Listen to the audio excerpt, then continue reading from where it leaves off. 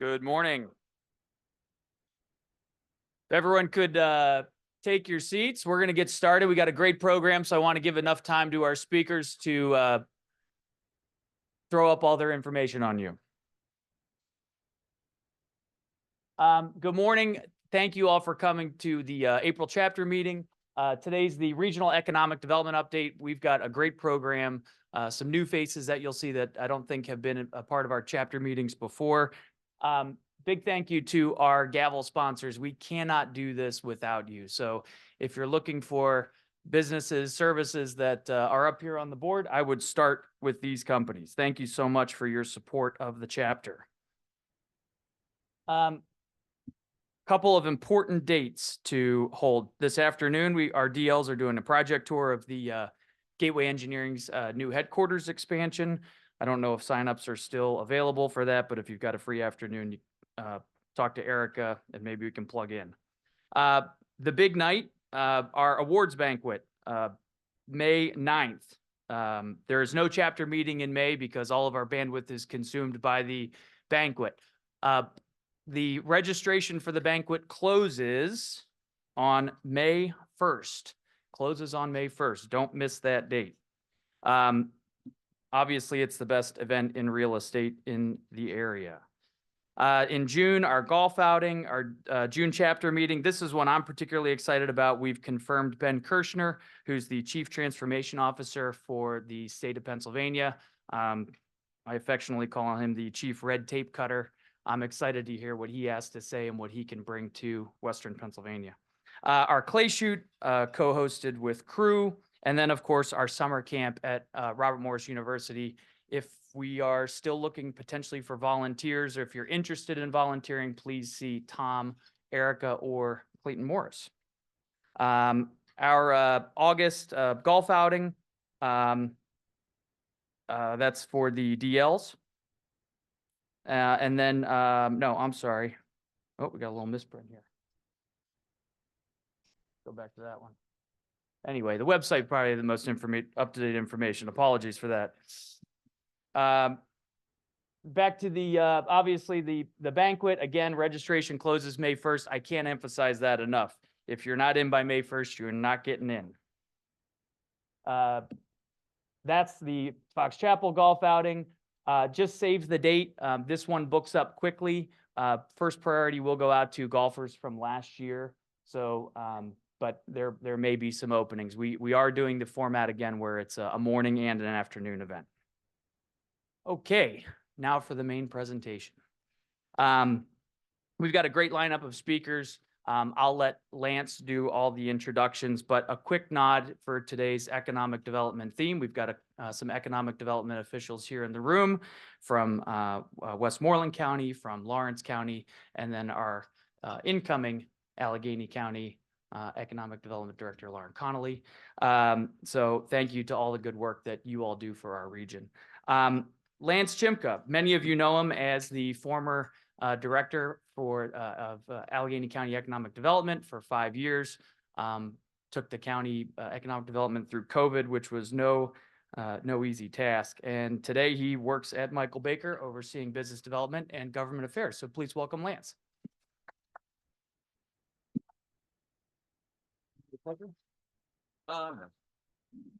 Thanks for the intro, Nate. It is great to be here. Love NAIOP. I'm honored to be leading and moderating this panel today. Quick corporate commercial. Michael Baker International is a top tier architecture and engineering firm. Incredible amount of capability. We do work all over the world. We're headquartered right here in Pittsburgh. So grab me after this and we can talk about how we can add value to your project team. But we're here to talk about economic development today. And as Nate mentioned, I've had a long career in community and economic development. I'm still very much active in the space and opinionated, as you will find. Again, quick shout to Lauren Connolly at the risk of embarrassing her. Worked with Lauren for many years and can tell you that there's no better person to step into my former role at Allegheny County. And Lauren, we're here as a resource. NAIOP is an excellent resource. And we would love to have you on this stage as soon as you get settled in your new role. Yeah, absolutely. And for my corporate people in the room, like I think maybe this is a good time to mention that economic development is not a spectator sport, it is a team sport. So, folding your arms and expecting the public sector to come up with all of the solutions for us is a losing proposition. So get involved with NAOP's advocacy committee, volunteer on a local workforce development board or economic development board. We are in an unprecedented time in economic development that we're going to talk about today, and we need everybody's engagement and talent to solve the problems that we're facing. And it's a really interesting time in economic development right now. There is a lot of reason for pessimism. We have, post-COVID real estate demand that is causing havoc in marketplaces. We have rapidly rising interest rates and construction cost escalation. We have unprecedented housing insecurity. Bridges are falling down at a fairly regular clip, right? Not great, not great.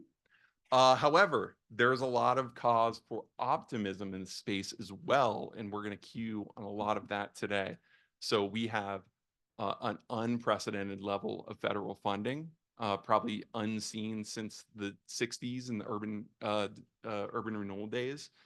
We have a governor who is very keenly focused on economic development and has put forth a new economic development strategy for the state. And I think most importantly, we have consensus among people in the economic development industry that the status quo is not equipped to meet our new challenges. So if not the status quo, what is that new system going to look like? And that's what we're going to talk about here today. We have an awesome panel. So thank you, panel, for joining us today.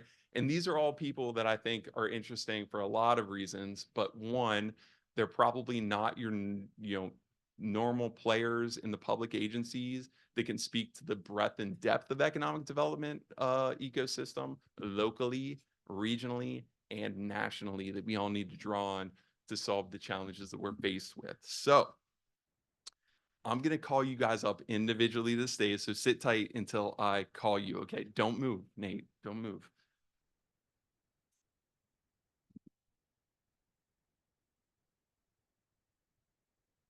All right. Everybody hear me okay? Good. All right. First up, we have Mayor Brittany Reno. Brittany, please come to the stage.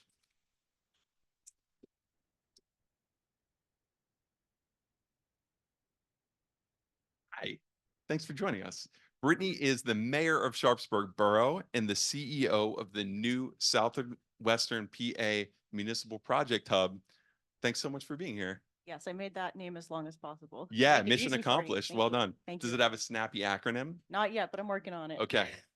Focus group here for snappy acronym for Southwestern PA Municipal Project Hub. What's going on in Sharpsburg these days? Oh gosh, lots of things are going on in Sharpsburg. Great. Almost more than I expected. I started a CDC there, a community development organization, about 8 years ago. Very scrappy little endeavor. And it grew beyond my wildest dreams into a bunch of people doing a bunch of things that they care about in a really loose coalition. So, and now we've got all sorts of little businesses popping up, locally owned businesses. We've got a riverfront that is going to be beautiful. Right now it's a big pile of dirt and a beautiful water tower. And that's about it, but lots going on. It's incredible. For the size of Sharpsburg, you can buy a vintage sports car in Sharpsburg. You can get fitted for custom golf clubs in Sharpsburg. How many breweries do you have? Too many to count now, but you can smell the hops brewing on There you go. a day. So go to Sharpsburg, spend some money, support a local economy, and all of this in like what, a square mile? It's about half a square mile, but a third of that is in the water. So Okay, there you we're go. right outside of the river. All of this is packed into an incredibly dense bundle. So that's great. Now, I'm going to get to some hard questions that people want to talk about. Is Sharpsburg ever going to add the H on the end of its name? Hell no. Okay. Standing in solidarity with Wilkinsburg and Cannonsburg, in defiance of the federal government's 1881 insistence on uniformity of place names. Yeah, well, the city of Pittsburgh is the one who's insisting on breaking the rules here. I believe they fought for it, but If you go to Sharpsburg, you'll find a monument somewhere in town that has a misprint honoring the bicentennial of the town, spelled with an H at the end. So that all the more reason to come to Sharpsburg, huh? Smoking gun. Okay, great. And what is the Southwestern PA Municipal Project Hub all about? It's Ooh. brand new, right? Yes. Okay. So I spent 6 years or so, 7 years in local government as the council. One of the council members became the council president, unanimously elected by a broad range of, but not unanimously elected by the town, unanimously would be elected amazing. by my peers on All the council votes. to serve as the council president. And not because they agreed with me on everything, but because they knew that I cared enough to listen regardless of where their political views were. And really the lived experience on the ground is what I'm talking about and what I'm all about with the people. But as I became mayor and started focusing more and more on public safety and infrastructure, I am hearing about this big infrastructure spending coming down, and I'm like, how the hell am I going to get this money into my town? Because these federal grants, you all know, they're really easy to apply for.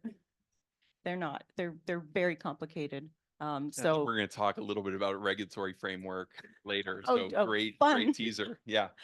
Yeah, so I decided we need some sort of support as towns like Sharpsburg, Justice 40 towns, polluted, poor towns that need this investment, that are craving this investment, that haven't seen this investment probably since the Works Progress Administration, when many of our sidewalks were poured and we still have the stamp in the concrete. Then we had urban renewal. We have 28 coming through, our new biggest point source polluter. There's a lot of opportunity to make things better for people, a lot of opportunity to build more housing, infill housing. And so we created the hub to help fill the gap between the small communities that most need this investment and all that frickin' money that we need the communities to be able to get and responsibly spend. Gotcha. So like outsourced capacity for small municipalities to apply for and receive grants? Yes? I don't love the word outsourced. Oh, but scratch it then. I'll What are we say- calling it? I Third mean, party? we're coming alongside municipalities, especially the local government officials, the duly elected, democratically selected officials who are making decisions with public accountability to back up those decisions. And so we're really, it's mostly about coming alongside these leaders who are stressed out and dealing with decisions from all directions that they're not experts in. Most of these people are lay people who just care enough about their government and have an hour of free time every week or two. So helping to cut through that stuff, but also giving them rapid response technical assistance grants for engineers, for architects, for designers, hydrologists, long-term economic impact modelers, without taking a huge chunk out for ourselves at the same time. It's a free service offered to these communities. So we're really, first and foremost, building relationships, building trust across political boundaries, across systems, and trying to do some good, especially if that good can impact multiple people, multiple communities along the way. Awesome. Next up, Nate Strum. Come on, Don.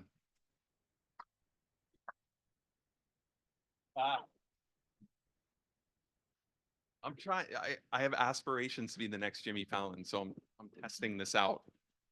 Don't quit your day job. Oh, ouch. All right. Nate is client development lead for some other engineering firm. I'm just kidding. I have an apology to make. In my exuberance to highlight Nate's economic development experience in Ohio and Pennsylvania, we're going to talk about that in a minute. I failed to mention that he works for HDR on the marketing materials. And HDR team, I'm so sorry. You guys are amazing. I love you. Put that in the marketing material. Micro Baker's lead says HDR is amazing. I think one day you can get as good as Michael Baker. You guys always have that North Star to shoot for. No, I am so sorry. But Nate, your client development lead for HDR, what's happening there these days? And what do you do? Great. So I recently I was an economic developer for 16 years, both here in Pittsburgh as well as in Ohio. And so joining the dark side in consulting, it's been a wonderful transition. HDR team's been phenomenal to work with. My role is predominantly working with vertical development, specifically in commercial real estate, as well as in data center development predominantly, but I do dabble with industrial folks. We do a lot of stuff in transportation. I'm allegedly a friendly face. So when they need someone to go into a meeting and just kind of understand the macro situation and how we can support them, they throw me into those conversations. And again, I think what's really great with my background from an economic development standpoint is I'm interdisciplinary. And so I've been working through projects, whether they're infrastructure-based, workforce-based. And so I look at projects a little differently than our traditional architects or engineer team does. Absolutely. And you're one of the few people I know that have deep experience in on both sides of the PA Ohio line, which you think would be more common, but maybe speaks to the stark contrast between the delivery systems in the states. It is. I mean, honestly, and for those who don't know, I was with Allegheny County for 4 years here in Market. I was with RIDC for 3 as a project manager before being poached over to the Columbus marketplace back in 15.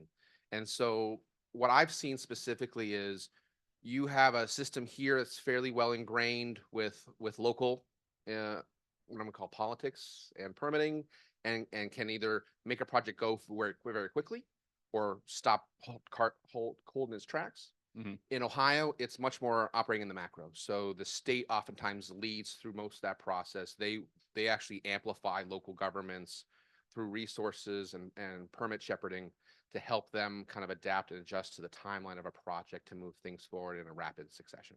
What a novel idea. Maybe we can adopt some of that. All right, we're going to talk more about that, I Sure. think, as well.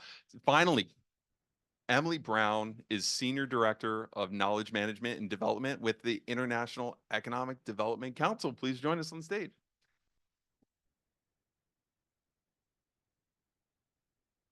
Woo! Great to get to hang out with you again, Emily. Spoiler, we're doing a workshop on economic development for municipal leaders in September. So it's gonna be a hot ticket. So jump on it now. I know IEDC very well because I would pay attention to your policy briefs and everything that you guys do for economic development agencies. But can you, for people outside the agency or that industry, can you kind of orient folks to what IEDC is and what you do for them? Sure, yeah. So IEDC is the International Economic Development Council. And I always say that the international is aspirational. Most of our members are here in the United States. We have about 5,000 organizational members, and we are really the voice of the economic developer in Washington, as well as the Trade Association for Economic Developers. So we have a certification program for economic developers, one for organizations. We put on 3 conferences a year. We do all of the things that you would see an organization in Washington doing. At the same time, we also have a research and technical assistance arm, which I'm kind of heading a lot of the programs for. And we work with foundations and federal departments to reach out to economic developers and understand what's going on in their communities, to provide resources to them through these federal and foundation grants, such as technical assistance. And we do a lot of research. We have an in-house think tank, the Economic Development Research Partners, and we put out 3 papers a year on topics that are relevant to economic developers. Most recently, workforce, diversity, equity, and inclusion, and climate change. So we're really looking at the kind of pushing the envelope, the top innovative topics that are coming up now. It's a really interesting and exciting place to work, and I'm happy to see a couple of members of ours in the audience. So shout out to y'all. Wonderful. And I'm sure other people can be members if they go to your website. Absolutely. We have right, a great. lot of information. So we're going to talk state level, but I would like to start small first. This region is one of the more fragmented in terms of municipal governments, right? Which isn't necessarily a bad thing, but I think it presents unique challenges from a small town and small municipality perspective. Like, what do you see the biggest challenges Sharpsburg's facing specifically? And then maybe generally, since you're going to be supporting other small municipalities, do you think that's representative of the rest of the small municipalities, or are there other unique challenges there? Thank you for asking. So I think first and foremost, a big challenge is that we're at the bottom of a few different sub-watersheds, and there's no overarching multi-municipal governing structure for stormwater management, which is pretty stressful at the bottom of the watershed, not so much at the top. Not like we're getting a lot of rain or anything. So it No, should be no, no, fine, no. right? Yes, we're all good. We're all good. And honestly, we're built into a river valley, which ecologically is kind of designed to function as a place where floods can happen. So it's tough to wrestle with that, but we could turn the whole of Sharpsburg into a rain garden and it would still flood. So a lack of overarching governance around stormwater management is a huge challenge. And I think it's going to continue to be an even bigger challenge as we see the climate changing. I think a big thing facing local municipalities. How many of you have been to a local government meeting outside of the city of Pittsburgh? Okay, for everybody who has had, keep your hands up, keep your hands up. That's a surprising amount, by the way. Yes, this is awesome. How many of you have been to a local government meeting in your own community? Oh my gosh, I love this. Okay, thank you. Thank I you. told Thank you you. this is a good group. This is These a are bunch of engaged good people. eggs. Thank you. That's what I'm talking about. I think just a kind of a checking out in general of the civic process is a pretty big problem for all these tiny municipalities because we got 130 distinct municipal governments in Allegheny County alone. Now I'm working with 550 distinct municipal governments, not looking at the authorities, the economic development organizations, the transit institutions, the educational institutions, the healthcare. We're talking to all these folks. But I think in Allegheny County in particular, something that we have a huge opportunity to do, especially with Lauren coming in, is look countywide at all the zoning, all the cobbled together mishmash of random zoning, which is like different puzzle pieces from different puzzles that we're trying to smash together and expect that we're going to be able to do efficient development. It's harder to do affordable development if everything else is more expensive and less efficient. So I think there are ways that I know you don't all just want to be building $400,000+ houses and really expensive facilities, which are beautiful and efficient. But I think there are ways that the public sector can share best practices better, share zoning and code better, share staff better, and make it easier to do the right thing on the development side. Absolutely. It sounds like the new nonprofit is going to help amplify that and bring some cohesion there, hopefully. Yeah, the hope is that because most of the municipalities that most need this funding for infrastructure, for housing, for stormwater, for environmental stuff, for commercial development, it's really tough to put together a competitive application in 3/4 of a square mile. And so we're hoping that by helping these communities find each other and work together to create really impactful things that, maybe the manifestation of stormwater looks a little different in Moon and in Sharpsburg, but we can still come together and go for the grant together and have an impact and be more competitive and thus get more money from the federal government for our whole region. Collaboration, how radical. I love it. Emily, let's stay small in the sense that urban issues typically dominate economic development conversations. But particularly in Southwestern Pennsylvania, we have a lot of rural communities. Given that you represent, like, your membership, are they mostly urban or mostly rural? Or is it a mix? Yeah, it's a mix. Okay. We have a lot of rural folks though, and our new CEO came from a rural organization. Oh, so It's perfect. a new focus for us. So what are some of those rural challenges that you see your membership having and some strategies for overcoming those challenges? Sure. Yeah. So I actually grew up in West Virginia, in a small town in West Virginia. And this question is really important to me because I see a lot of rural places kind of falling into what I call the Hank Williams syndrome, that a country boy can't survive. We are distinct, we are individual, we are not concerned with what they're doing up there in the city. And that is the opposite of what should be happening. I think that the more that rural places, rural communities can tie into their regional economy, the stronger that they will be. That is, of course, exports, right? We see a big surge in agriculture and energy from rural places, a lot of interest in that. And just shout out to a Pittsburgh company, Harvey, which is taking producers from rural areas around here and using kind of a regional delivery system to connect them to consumers here in Pittsburgh, which is really cool. And you get organic groceries delivered straight to your door. Yeah, love that. And so there's the export part, right? But then there's also the knowledge sharing part. Recently was talking with a member in Waynesburg who works with Waynesburg University, and they are working with CMU to do a regional transportation project where they are tracking the transportation patterns in Waynesburg and trying to figure out how to create shuttles and make sure that people who are elderly and needing transportation can kind of tie into this new pilot system. And that is so interesting to me because you're not only serving the need of the community, but you are also helping to train CMU students about the needs of rural places and connect the Waynesburg students to the data and the kind of innovation of CMU. So the more that those bridges can be built between the rural places and the economies that are kind of driving the region, the better. Well put. And, with urban environments struggling with workforce participation, transportation, broadband expansion are all methods to increase the labor pool, which is absolutely critical at this time. Nate, Sir. one of the things that I think is interesting that rural communities have that urban communities do not have are large sites. Yeah. Large development sites, large tracts of land. So let's talk about mega projects for a minute. Sure.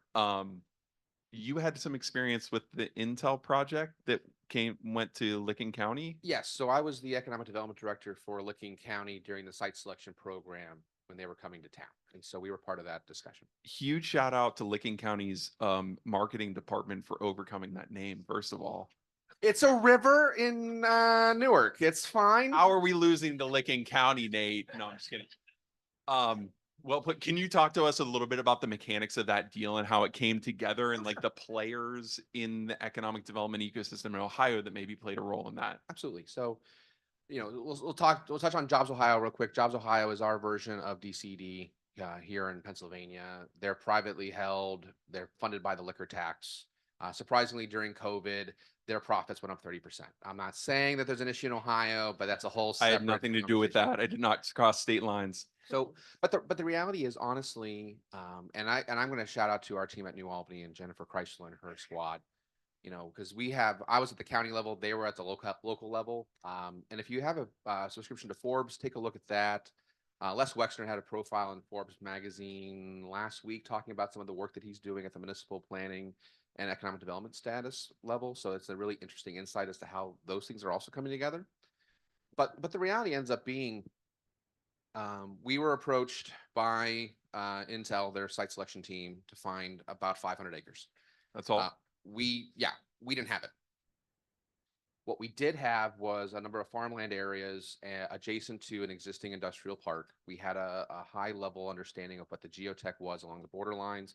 We had a high level understanding as to what the topography and the soil suitability was for that. And so we immediately engaged with a local team to start doing due diligence. We got to about a 30%, understanding of the property within about 120 days. Came back with that suitability and said, we have a high confidence level on this. Engaged the New Albany company, which was the pseudo group that Les Wexner group runs and manages. They put the area under contract. This was a pig farm, along with a couple other agricultural sites. And for the record, it's really interesting. We talk about agriculture as an industry too. You have legacy farmers who are struggling themselves with workforce. The same issues that are struggling with our industrial partners are the same issues that are being faced by our agricultural partners. And so this farmer was seeing rising land prices, challenging areas, working with workforce and identifying those folks. He wanted out. So it was really a great marriage in that space, because now he is the largest employer. He sold. He is now in Woods County, Ohio. He is the largest employer in that county. He just basically moved his operations there after a 4 or 5 month vacation in the Caribbean. It's a good life. But that's the reality of it. I mean, we accelerated the due diligence process. We put it before them. We were still competing. I mean, we didn't know until 2 weeks before Christmas. It was either us or North Carolina. And then they came back and said, it's Ohio. And so then I was like, I'm leaving this job because I know what's coming now and I need more stability. And I was a nonprofit myself, having a staff of 3. And I'm like, I'm out. Well done. Victim of your own success. Hog farming to microchip. That's quite a trajectory. Yes. So, well, and again, the ecosystem around it, just to the west, you have AWS facilities, you have Meta, you have Google, you have Blown Plastics, you have the International Beauty Campus, which who in here buys anything from Bath and Body Works? No one? You guys don't like fun shampoos and soaps? I do. That's why you smell like cotton I candy. do. It's really, Uh, it's a delightful scent this morning. it was a little overwhelming at Actually- the beginning, but I'm getting used to it. Actually, my cologne today is Bourbon by Bath and Body Works. Mine is bourbon from my home bar. No, that's awesome. And that project was delayed. Is it still moving forward? It is. Okay. So, and the reality is, so when you talk about a project of that scale and size, the biggest challenge has been identifying concrete sources.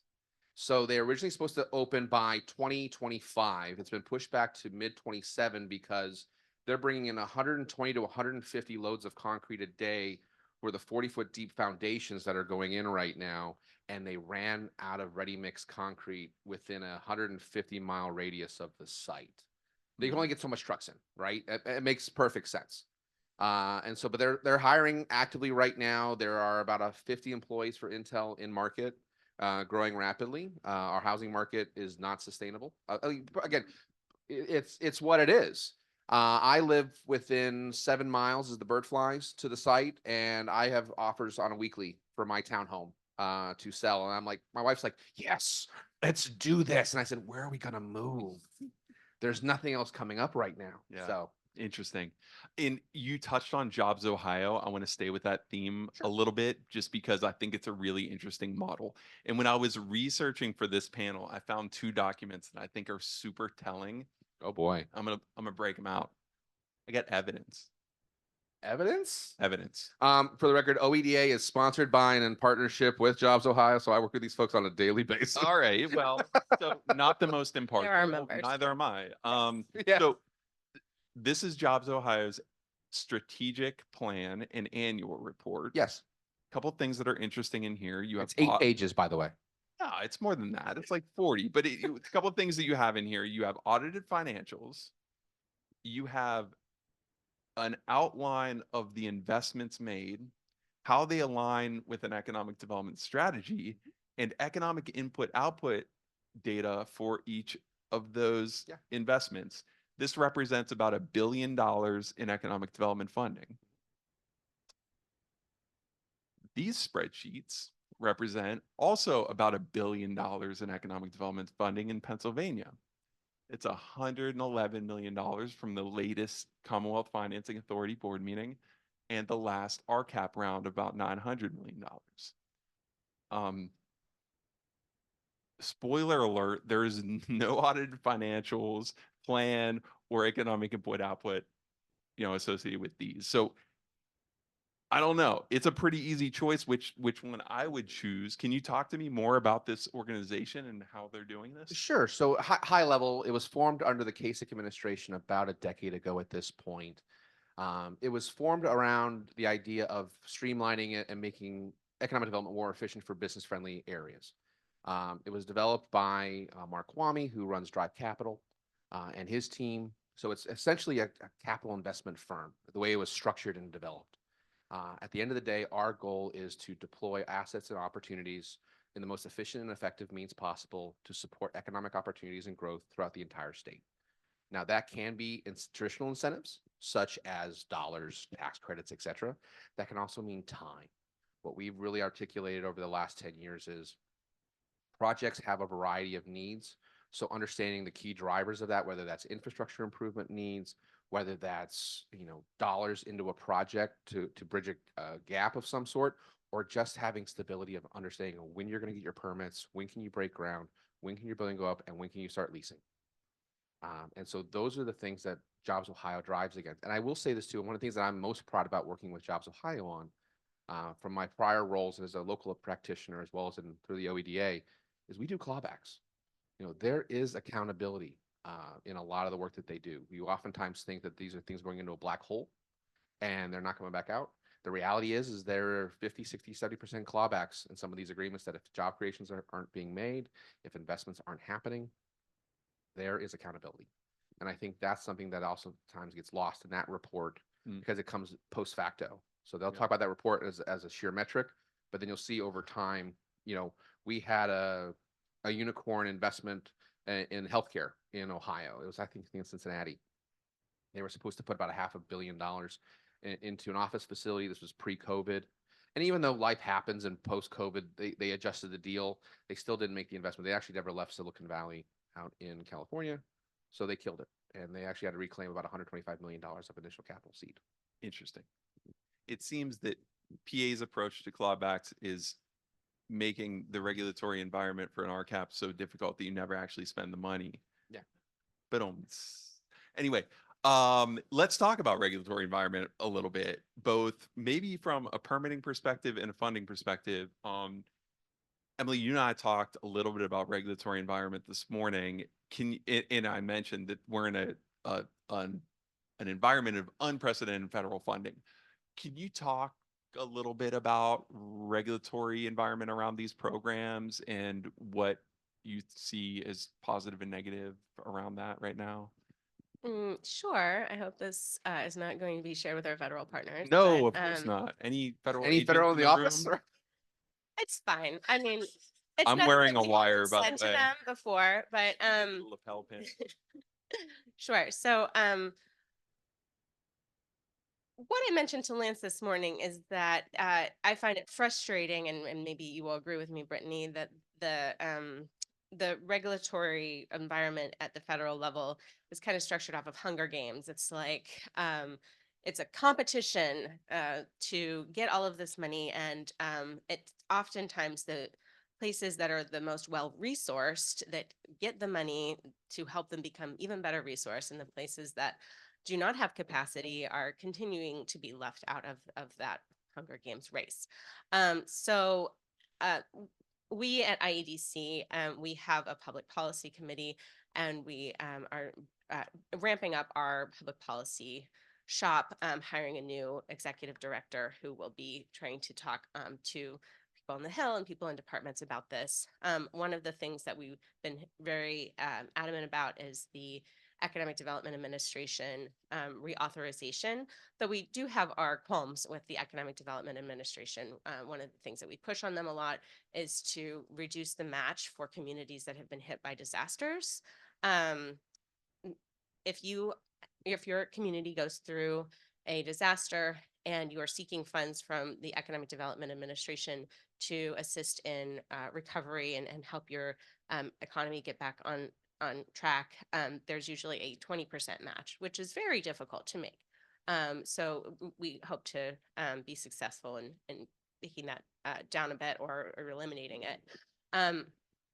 But the other part of what we're looking at is in collaboration with our partners such as the National League of Cities, which is just to make the whole process a lot easier. And they recently had a win through the Office of Management and Budget, OMB, to actually simplify language in the Notice of Federal Opportunities, the NOFOs, to increase the kind of flexibility in spending.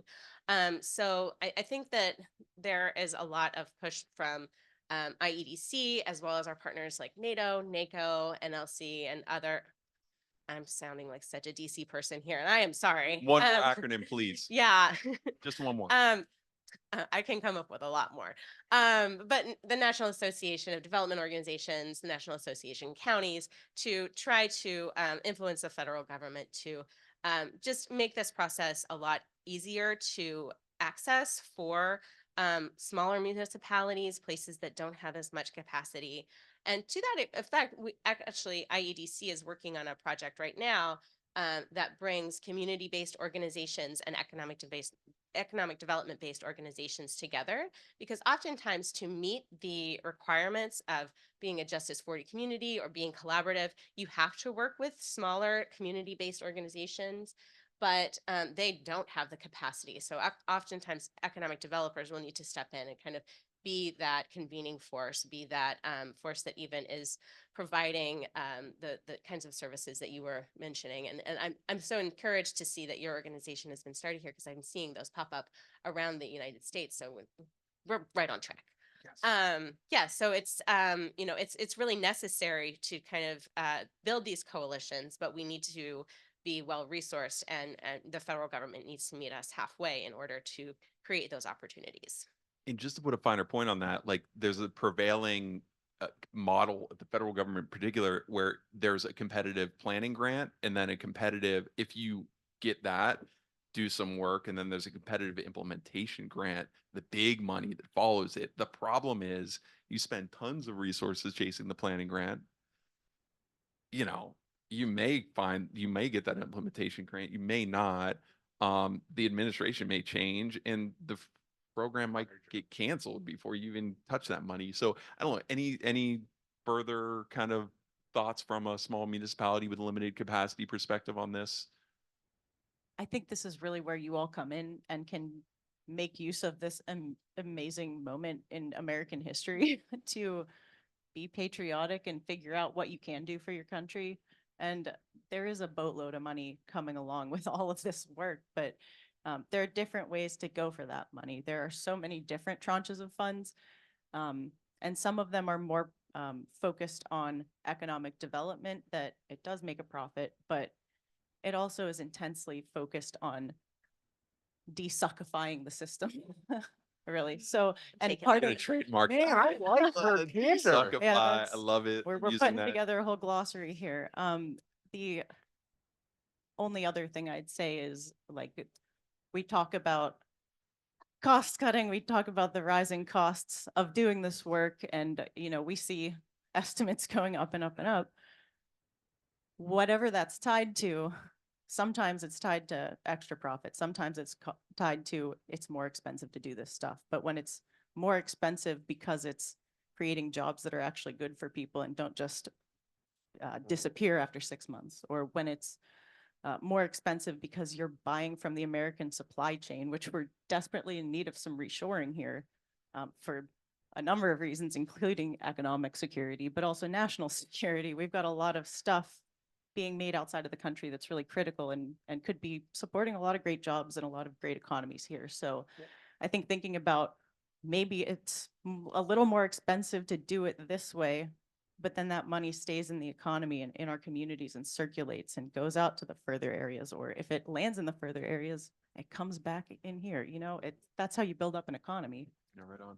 Spot on. Let's talk on two kind of interrelated issues, and I want to open it up for questions because I want to hear what this group has on their mind. But so I'll let you guys pick and choose on this one. So one, there's a lot of question around the shifting real estate demands downtown. We have kind of a pent-up housing demand on all income strata, right?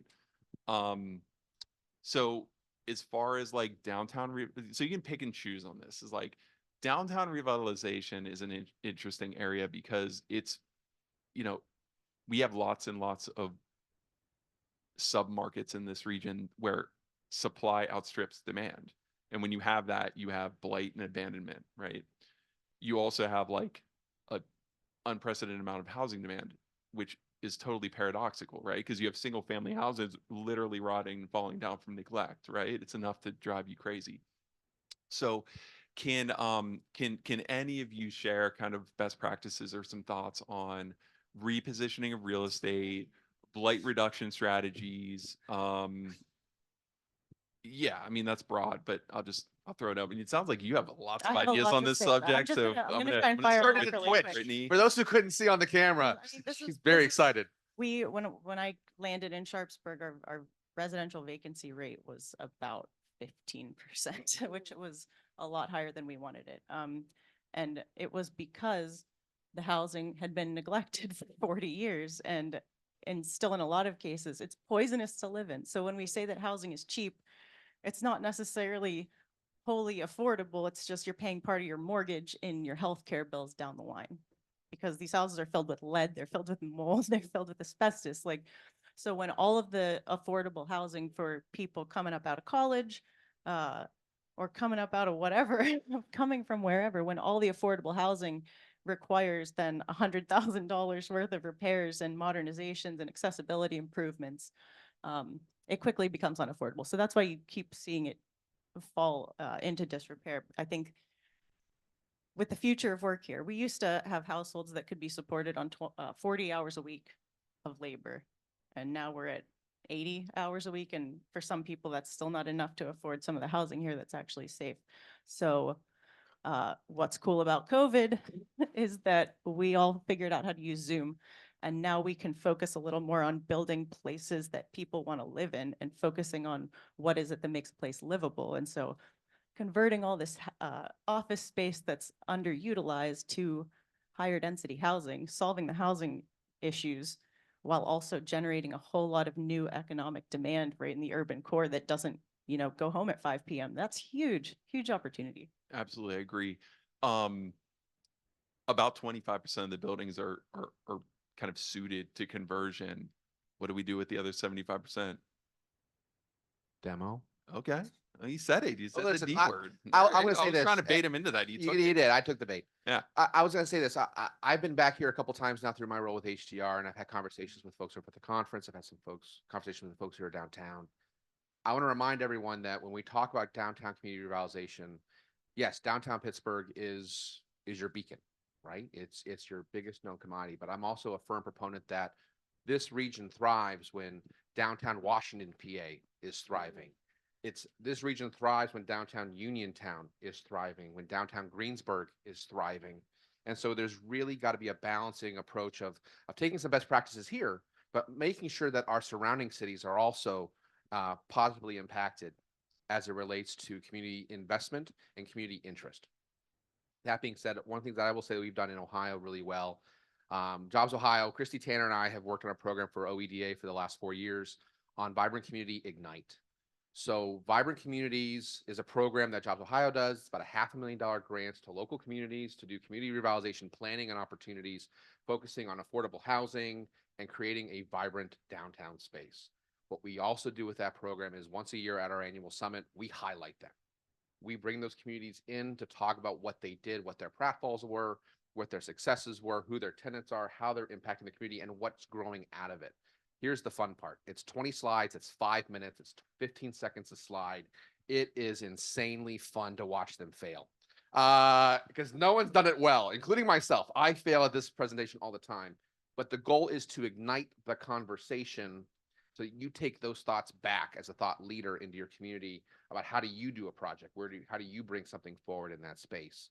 And so I would challenge those who are in the practice here or in your own community, get the hell out of your community.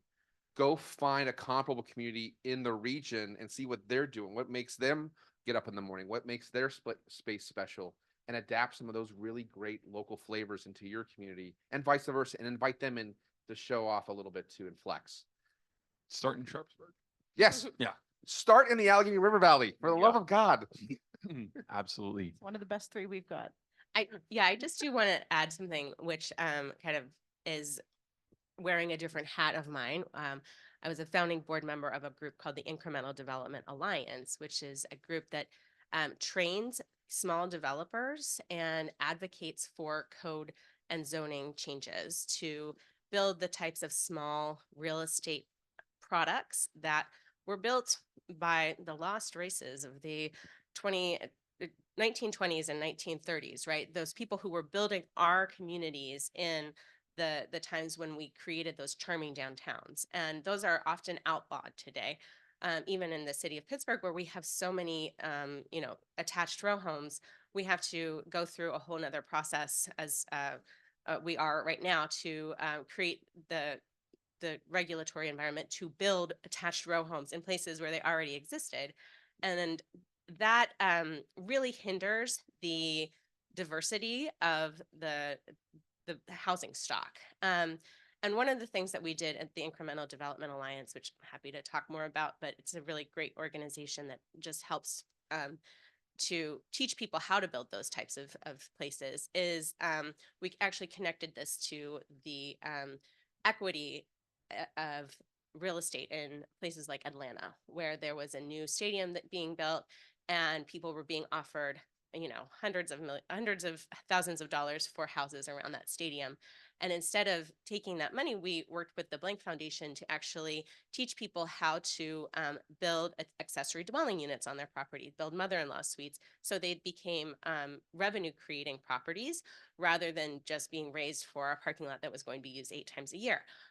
So that I think can be easily transferred to Pittsburgh. We see investments in neighborhoods like Homewood, in the Hill District, in Manchester, traditionally neighborhoods of color. And I think that there's an opportunity through the Greenhouse Gas Reduction Fund and the massive amounts of capital that are going to be flowing through organizations such as CDFAs and the URA probably to really teach people how to build those types of places and to capitalize them. That is awesome. The planner in me is so hyped that zoning came up twice in this conversation. I didn't even have to like bait anyone into it. It's great. Something like 70% of the city of Pittsburgh is zoned as single family housing, which is crazy. And if you're looking for a great local example, look at what Dormont has done with form-based zoning, which really Yep. kind of decouples Euclidean zoning from building use, and focuses on how neighborhoods look and feel, and less concerned about what is, you know, an appropriate use and governing what goes in those buildings. Okay, we have covered a ton of ground. I have no idea if it's what you guys want to talk about. So I want to throw this open to hear what's on the mind of this room. Tony Rosenberg is just chomping at the bit over here. Wants the mic. Oh, boy. Tony, you gonna ask an assessment question or what? What's Thank you. what's the flavor of the day? Thank you all for coming out. Thanks, Lance. You did a great job in prepping the whole thing. But Brittany, you opened your presentation with a very important word, and it was one that wasn't mentioned again and that we live with all the time in this organization, and that was permitting. And the ingrained problems in our community with permitting. Next to you is a guy that sort of has overcome the permitting problem. I left the region. I didn't overcome it. Overcome by took- running away. You took with you the education of what not to do Yes. and have become the state that knows what to do. So in listening to all three of you, tell me how we can institute what you're doing in Ohio, in Pennsylvania, to unify and unilaterally align people to have the same thing in Sharpsburg that we have in Bridgeville. Sure. No, and I think one of the things that's been touched on by the governor's administration, and I think it's the chief innovation officer role, what that looks like from a regulatory standpoint at the state level. But what Ohio does exceptionally well is we're not here to figure out how to stop a project from happening in a regulatory environment. Our goal is to get through the regulatory environment. We enter those conversations with intentionality to get a project through the finish line. And then that includes having permit Sherpas at the state level, as well as having guidance at the local, making sure that, you know, projects are meeting not only zoning, but oftentimes are exceeding the local regulatory environment to make sure that things are in a win-win category. So when you're entering the conversation, to me, it's all about intentionality. When I walk into a room, when I was a local practitioner and now working with HDR and some of our local projects, my goal when I talk to our local elected officials, my goal when I talk to state officials is to say, I'm not here to push a project. My goal is to figure out how do we get this thing moving. And here's what we're willing to do. Here's our box of tricks. How can we work with you to fill any gaps, holes, timelines? And so it's that level of conversation. I hate to say it that way, and the reality is, I think with Ohio in particular, it's the permitting Sherpas at the state level, where literally when we have a mega project hit, not even a mega project, I would say anything because a mega project to a small community is much different than a mega project to, you know, the statewide.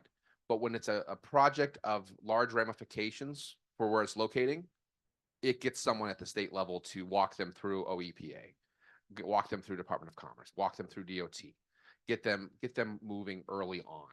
And so that we are removing risk out of the equation from a project fundamentally operating and into a reality to groundbreaking and construction. And Tony, correct me if I'm wrong, but like my impression of PA's permitting process is that the mega projects are the ones that are pretty good because you have all this political support by them and suddenly everything just works. And you're like, wait a second. Yep.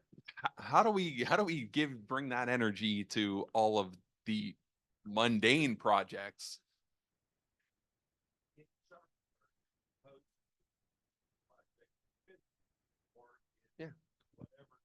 Yeah. I would add, like,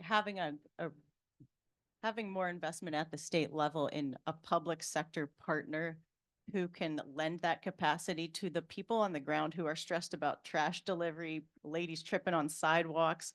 I have people in wheelchairs who can't use our sidewalks traveling down the center of the street. It's like, it's utterly unacceptable. And so I think y'all have an opportunity also to find some areas of consensus with the general public and the needs of human rights and like Maslow's hierarchy of needs there, because there are a lot of issues that communities are so stressed about people not dying in their towns because of the decisions that they're making, that it's really hard to open up and trust somebody who's coming in from outside, from the private sector with clear financial motivations. And that's fine. I don't mind a financial motivation, but to not have that public sector expertise that you can trust a little more, to be publicly motivated. So if you can find things that you care about, and I've looked at your advocacy lineup and I was surprised to see not a lot of bad stuff, like, especially on the stormwater front. Thanks. I know that like, you know, back when I was a baby, there was a big real estate push against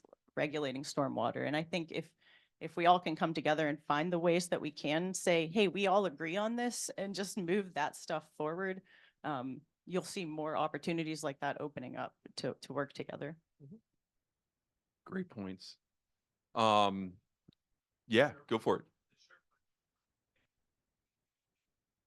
Oh, so you gotta have a back. You gotta have a backbone to it. I mean, honestly, you know, when I was working here for RIDC in Allegheny County, we would walk, and I'm going to say something that I'm going to get yelled at later.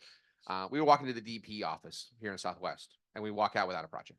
When I was working for Allegheny County and RIDC, and those are about as big of a sticks as you're going to have down here in some of those spaces. And we'd walk out going, oh, okay, we're going to push this back 12, 18 months. You know, that's unacceptable for where I am in Ohio.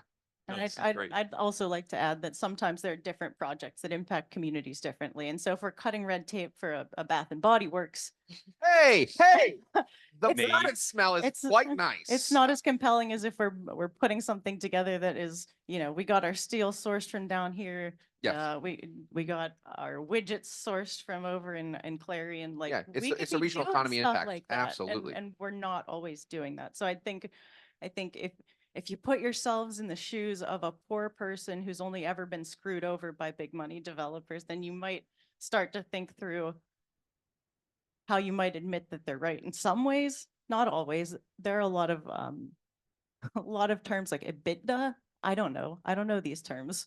I don't know if you even say it that way, but none of our local government officials do. And so I think helping to educate people and then learning together and actually listening to the people and thinking like, oh yeah, urban renewal, maybe it wasn't perfect for everyone. Oh yeah, raising communities to build other highways. Maybe not the best for some communities, but definitely the best for further out communities who don't have to breathe the air in a concentrated way. What else can we talk about that's on your mind? We have a few more minutes left. Anyone want to talk about assessments? No? All right, great. Neither do I. Okay. No, but I will ask, Nate, you and I had a conversation Sure. beforehand about some of the buildup to the Intel plant and the development generally in New Albany Sure. by the electric utility. Yeah, absolutely. And can you talk about maybe the timeline and what that investment looked like? Because it obviously didn't happen overnight. Absolutely. So what Nate's referencing is a lot of the data center work that's happened in central Ohio. There's some articles recently about AEP putting a pause on some data center activity for the next 5 to 7 years as their grid kind of restabilizes in a post mega kilowatt gigawatt environment, right? But the reality is that, you know, we in central Ohio in particular have a system very similar to what I would call PWSA or Alcosan. It's a regional system, but the city of Columbus controls it. So that's your water feeder into it. And then AEP made hundreds of millions, if not more, of investment into the grid back in the early 20 teens. That started really paying off into the 16 to 18 range with a lot of intentionality. You see what's happening in Northern Virginia. It was also unsustainable there with Dominion. And so AEP said, you know, we want to bite of that. We want to be intentional about it. let's invest in our grid infrastructure here in central Ohio. And it paid off. I mean, we have all your hyperscales are now located in central Ohio.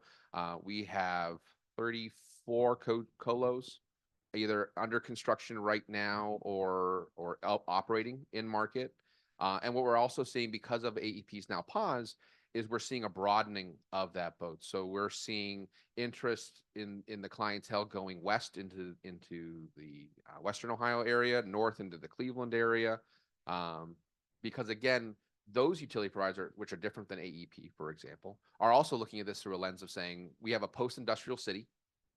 So a lot of these cities have 20 to 30 million gallons a day of water capacity because they were a paper manufacturer, or they were a steel mill, or they were some other large industrial mega complex that has since gone by the way of the dodo in those communities, right or wrong, good or bad. And so now they're trying to reinvent themselves into those spaces. So we're looking at brownfield projects, or we're looking at how do we integrate them opportunity wise. But again, going back to my earlier comment about the permit Sherpa being intentional, part of the projects are intentional. So I don't know if anyone from Duquesne Lights in the room or any of the larger scale utilities in Southwestern PA, but the reality is that you should be looking at what your grid looks like today, what you want your grid to look like in the next 5 to 10 years, and making significant investments into those spaces, because these projects, as long as I've seen half the room in phones this morning, whether you're on Apple, whether you're on Google, whether you're working from your PC in your office on Office 365, data centers aren't going away. And with the advent of AI, they're only going to get more intensive and more and larger usage. And oh, by the way, with a lot of these communities, you're talking about $1 billion of development on site. So high assessment values long term. You're talking about 50 to 75 jobs in one of these facilities, paying between 135 and 150,000. They all shop local for servers and components and computer elements to them. And oh, by the way, they also invest in your local schools on a regular basis. There's more scholarships for Meta students and Google students in Central Ohio than anywhere else in the Midwest right now. And we've got a couple coal-fired power plants in rural communities that might be good reuse cases for, you know, Absolutely. data centers. All right, interesting. We are at time. If there's one last question, we will take it begrudgingly. Or I can meet outside. I know how Pittsburgh meetings go. We all have the conversation in here, and then we all go to the lobby, and we're here for another hour and a half. The real meeting I'm happens in the very parking excited lot. about the second meeting. Exactly. The real meetings in the parking lot. Anyway, please join me in thanking our panelists. Thank you, HDR. I'm sorry. And yes, let's continue this conversation. Get engaged. It's a team sport. You can interface with any of us after the panel. And thank you very much. And big thank you to NAOP. You guys perform a valuable service to this community. Thank you.